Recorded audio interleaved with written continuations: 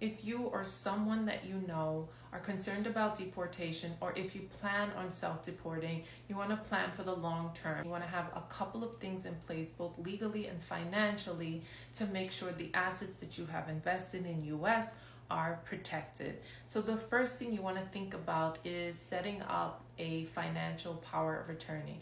What's important here is that you meet with an attorney in your area that can make sure they create a document that's compliant regarding the laws of the state. You don't want to a power of attorney because in essence you're giving this authority to a person to act on your behalf, to perform financial transactions, to perform banking transactions. So you want to make sure your document is ironclad and robust enough to allow this person to stand in for you. If you're DIYing it, there may be things that you leave out, provisions that you leave out that expose the agent, the power of attorney, to act on you. They won't have the authority to act. So that's rule of thumb. Meet with an attorney in order to make sure it's compliant.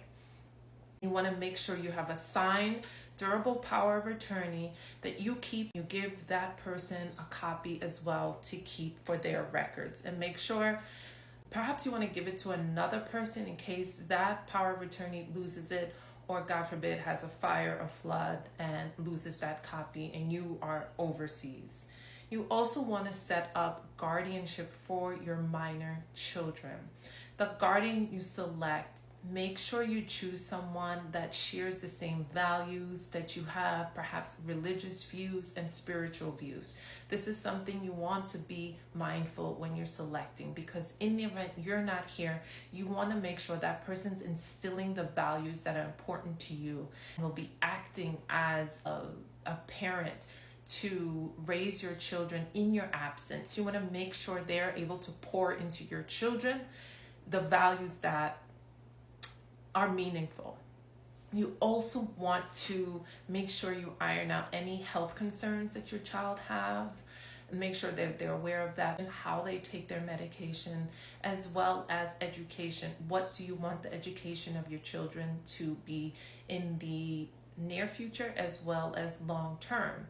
What schooling would you like them to be enrolled in? Things like that. So you want to make sure your guardian is aware of that. And you want to keep a copy. You want the guardian to have a copy. You want to make sure you provide a copy to the institutions or the administration that interact with your child, whether that's schools or sports teams or religious institution. You want to make sure that they're aware that you have named a guardian in the event that you are deported or you self-deport.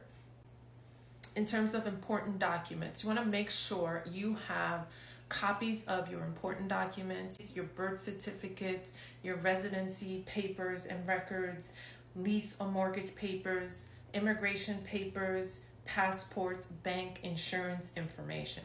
You want to have copies of the originals. You want to provide copies to your power of attorney as well as your guardian. And also, when you give to the guardian documents, you want to make sure you provide these records, copies of these records for your children, their birth certificate, their immunization records, their passport, etc. So you want to make sure you're covered on all fronts.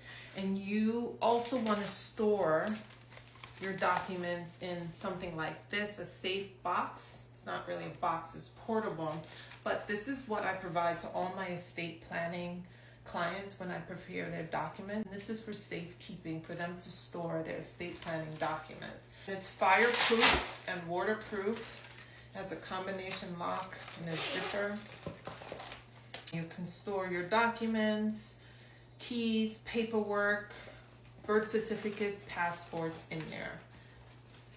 Again, this is not sponsored. I just think this is a really useful thing to have.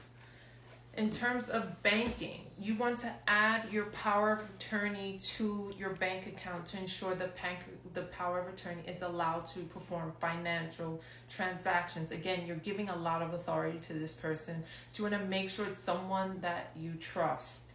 You also want to inform the bank whatever paperwork the bank has to update for power of attorney as well as beneficiaries. You want to make sure the bank has current beneficiaries that are living. In the event, God forbid, you pass away, that beneficiary can collect the funds that are in the bank account.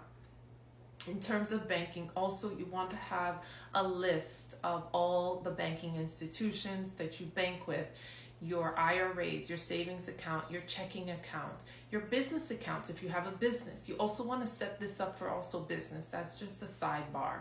Whatever I'm describing here in terms of power of attorney and banking institution, you want to make sure that is covered on your business. And if you have a business partner, make sure they have the authority to act on your behalf, sign checks for said business. In terms of housing, rent, mortgage, you want to make sure, A, you have reserves to pay your mortgage while you're out of the country. Give authority to that person to pay that mortgage from that account. You want to make sure they have current records of which bank that you bank with, pay your mortgage with, as well as think long term. If after a certain amount of months it becomes difficult for you to continue paying the mortgage, you want to make sure the power of attorney has authority to sell the asset, perhaps, and the proceeds directed into your bank account. Worst case scenario, you want to plan for that. If you have a lease agreement, you also want to inform your landlord that you have a lease agreement. You want to inform your landlord that you have a power of attorney to act on your behalf and pay your rent while you're not in the country. You want to plan for if you are unable to return to the country prior to your lease expiring, what your plan is to end the lease, renew the lease, etc. So you want to make sure you plan for that. So again, these are all steps that you should not DIY. You should meet with an attorney to make sure your documents are compliant for your state. And these are recommendations not for people who are just concerned with deportation, but for any adult that's gainfully employed. You should have these provisions in place, these protections for your children, for your assets. If you have any questions, please let me know.